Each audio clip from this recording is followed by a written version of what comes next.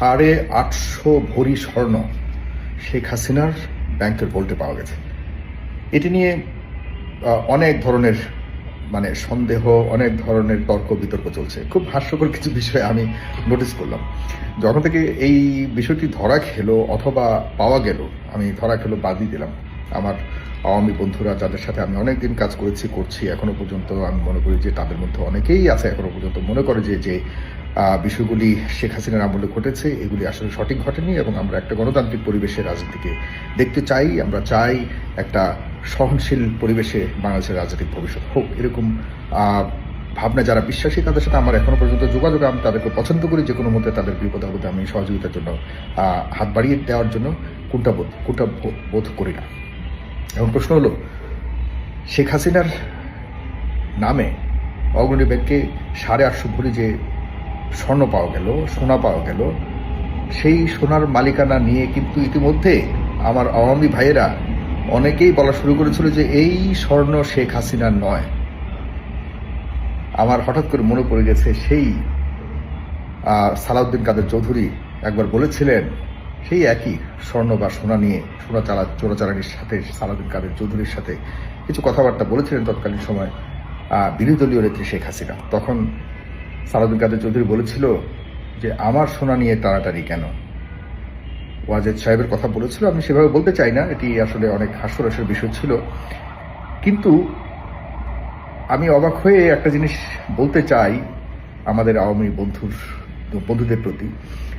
তারা এই অগ্রণী ব্যাংকের ভল্টে যে স্বর্ণ পাওয়ার পরে বলেছে এটা ভুয়া, এটা ডক্টর মোহাম্মদ ইউনূস পিতলের জিনিস দিয়ে স্বর্ণকে দেখিয়ে তারপরে ভুয়া স্বর্ণ, তারপর নকল স্বর্ণ দিয়ে শেখ হাসিনার মতো একজন সাবেক সৎ প্রধানমন্ত্রীকে অপমান করবার জন্য যে প্রচেষ্টা চালাচ্ছে এটি তারা ঘৃণাভরে প্রত্যাখ্যান করেছেন, এবং এটি কোনোভাবে মানতে পারেন না যে শেখ হাসিনার কাছে 850 ভরি স্বর্ণ থাকবে। এটা তারা মানতেই পারছে না।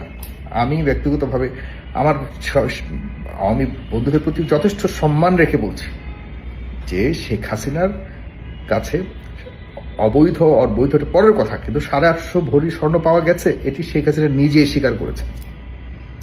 নিজে স্বীকার করে তিনি একটা অডিও বার্তা আমরা পেয়েছি ইতিমধ্যে, আমাদের ফেস দ্য পিপলও ইতিমধ্যে প্রচার করেছে, যেভাবে এটি এসছে আমাদের কাছে আমরা পেয়েছি। সেখানে তিনি স্পষ্টভাবে বলেছেন যে এটি তার পারিবারিক ঐতিহ্যগতভাবে পাওয়া স্বর্ণ। এগুলি হাত দেবার কে অধিকার দিয়েছে? ডক্টর মোহাম্মদ ইউনূসকে বা তার সরকারকে।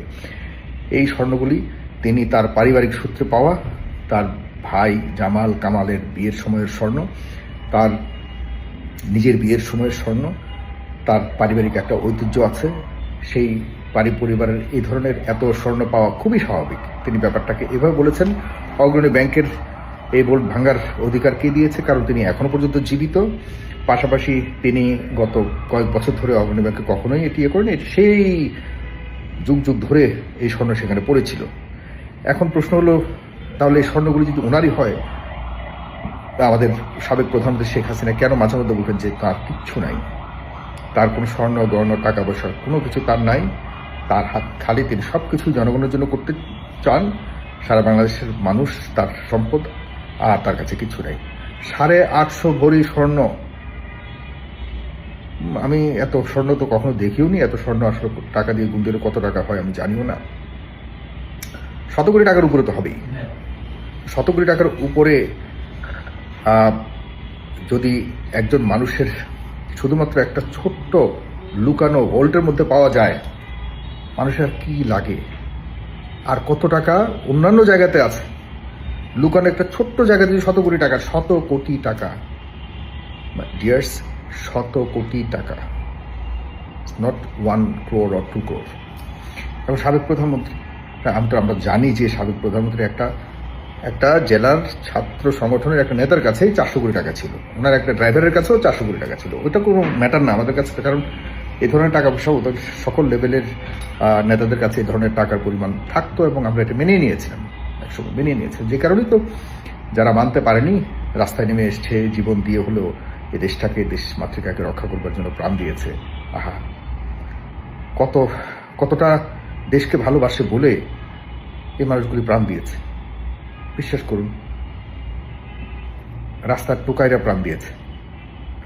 রাজনৈতিক কোনো পরিবারে যারা এখন রাজনীতি করে এমপি মন্ত্রী হতে চাচ্ছেন, আপনাদের পরিবারের কেউ প্রাণ দেয়নি। যে মানুষগুলি তৎকালীন সময়ে যে মানুষগুলি নুন আনতে পান্তা ফুরো এমন এক পরিস্থিতির অবস্থা ছিল, যারা ঠিকমতো খেতে পারছিল না, শেখ হাসিনা এবং আমলের শেষের দিকে কিন্তু দ্রব্যমূল্য থেকে শুরু করে সব কিছু একটা মানে অবর্ণনীয় কঠোর কষ্টের মধ্য দিয়ে যাওয়ার মতো পরিস্থিতি ছিল। কেন ছিল? কারণ হলো টাকা তো ছিল না দেশে, টাকা এখনও নাই। ডক্টর মোহাম্মদ ইউনূস সরকারের বর্তমানে যে টাকার জন্য হাহাকার করছে, এটা তো একটা আফটার ইফেক্ট।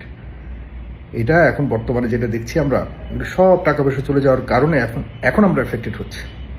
এটা আগে থেকে আমিও বহুভাবে বলেছিলাম যে শেখ হাসিনার আমলে সে ছাড়বে ক্ষমতা, তবে সব কিছু নিয়ে এমন এক সময় ছাড়বে, যেই ছাড়ার পর যে সরকারটি আসবে সে সরকার চালাতে পারবে না চালাতে পারার পর সবাই মনে করবে, দেখছো শেখ হাসিনা কত সুন্দর চালাইছে, এখনই সরকার পারতেছে না, সুতরাং শেখ হাসিনাকে আবার আনো। এই একটা পরিস্থিতি ক্রিয়েট করবার মতো সকল পরিকল্পনা কমপ্লিট করেছে ভারতীয় পরিকল্পনায়। এখন শেখ হাসিনা ভেবেছিল আরো কয়েক বছর থেকে এরপর এমন একটা অবস্থা করে যাবে, যে অবস্থার জন্য সাধারণ মানুষ যাতে মনে করে যে শেখ হাসিনায় ভালো ছিল, সে পর্যন্ত যেতে পারেনি শেখ হাসিনা। কিছু জিনিস ছিল বলে এখনো পর্যন্ত আমরা চলতে পারছি। নাহলে ব্যবসার অবস্থা খুবই খারাপ, ব্যবসা বাণিজ্যের অবস্থা খুবই খারাপ। ব্যাংকে টাকা নাই, টাকা গেল কোথায়? এখানে এই বর্তমান সরকারের প্রতি আমরা যারা আছি সমালোচক, বা আমরা যারা আছি একদম মনিটরের মতো সিসি ক্যামেরা বসায় রাখছি। যারা নিয়েছে ইতিমধ্যে এইসব পোলাপান মিলিয়ে যেসব হয়েছে, মন্ত্রীফন্ত্রী হয়েছে, এদের প্রতি এদের তো অবস্থা আমরা ধরবো। কাউকে তো ছাড় দিব না, কাউকে মোটেও ছাড় দিব না। কিন্তু এখন কথা হলো, শেখ হাসিনা এতটা মিথ্যা কথা বলেছেন আমাদেরকে। 850 ভরি স্বর্ণ।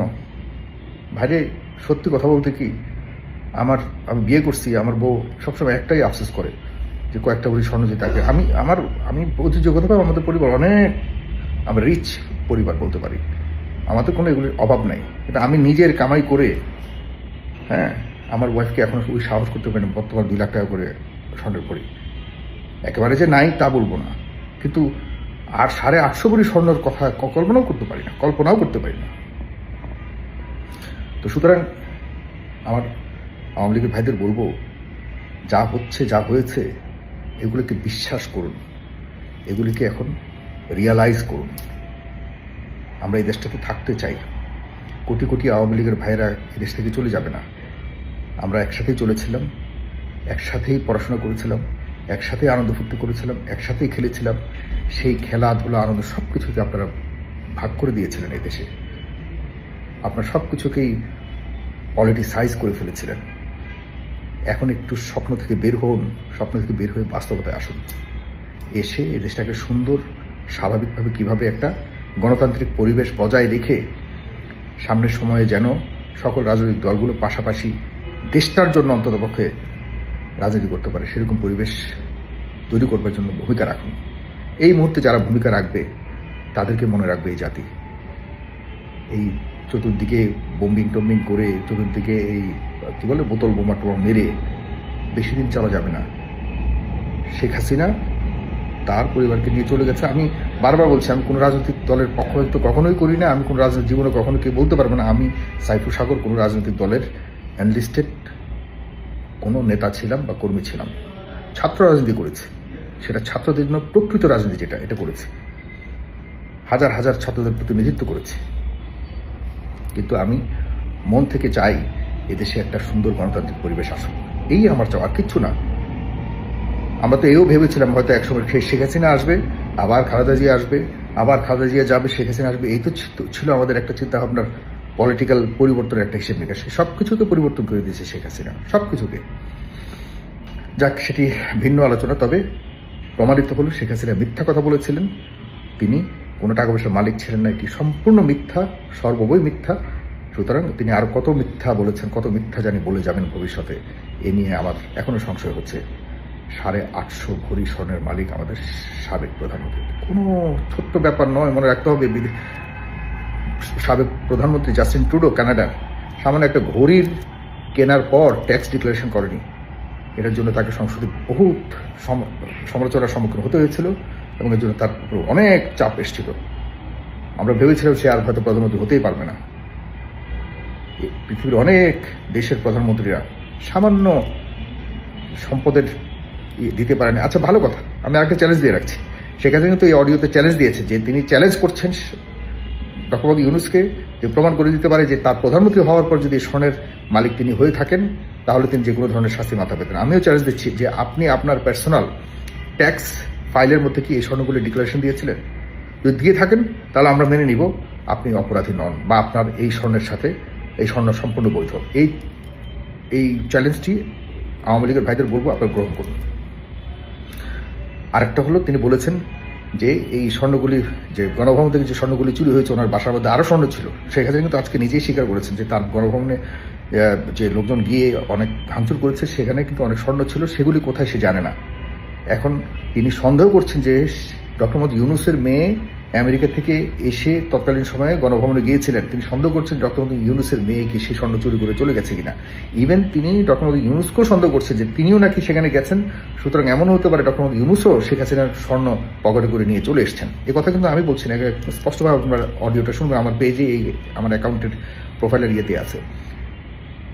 এতটা বাজে কমেন্ট করতে পারে কেউ? আর আপনারগুলিতে পাওয়া গেছে, আপনি নিজেকে স্বীকার করুন 850। আপনার নেতা কর্মীদের কেউ স্বীকারই করতে চায় না এখনো পর্যন্ত। এই আপনার অডিও শোনার পর তাও বলবো যে আপনার এই অডিও নকল। আমি লিখে দিলাম, আপনার নেতা কর্মীরা বলে যে না, আমার সাবেক প্রধানমন্ত্রী কথা বলতেই পারে না, বলে যে আপনার কথাকেই বলবে নকল। আমি বলে রাখলাম। সুতরাং আমি চ্যালেঞ্জ দিলাম যে আপনার ফাইলে যদি এগুলি আপনি ডিক্লারেশন করে থাকেন 100% আমরা আপনাকে স্যালুট করব, কিন্তু এই ফাইল খুঁজে বের করা হোক। আর আরেকটা কথা বলে রাখি, শেষ কথা, অনেক লম্বা হয়ে গেছে। এটি হলো, এই শেখ হাসিনার আমলের মতো গোপনে কোনো কিছু করে মানুষকে বিভ্রান্ত করবেন না বর্তমান সরকার। এমন কোনো কিছু যদি করেন তাহলে গণমাধ্যমকে সামনে এনে যদি সন্দেহ কোথায় এবং সবার সামনে যা করার করবেন। এবং এই যে বলা হচ্ছে এগুলির মধ্যে পিতল টিতল ছিল, সবগুলি স্বর্ণের আসলে এগুলির বয়স কত, কবে কার, এই টাইপের সব টেস্ট করে এরপরে আপনারা শেখ হাসিনার কথাগুলো জবাব দেবেন। আমরা চাই না শেখ হাসিনার কোনোভাবে ভুলভাবে অথবা মিথ্যা কোনো অপবাদ তার বিরুদ্ধে দেওয়া হোক। স্পষ্টভাবে বলে রাখছি। ধন্যবাদ।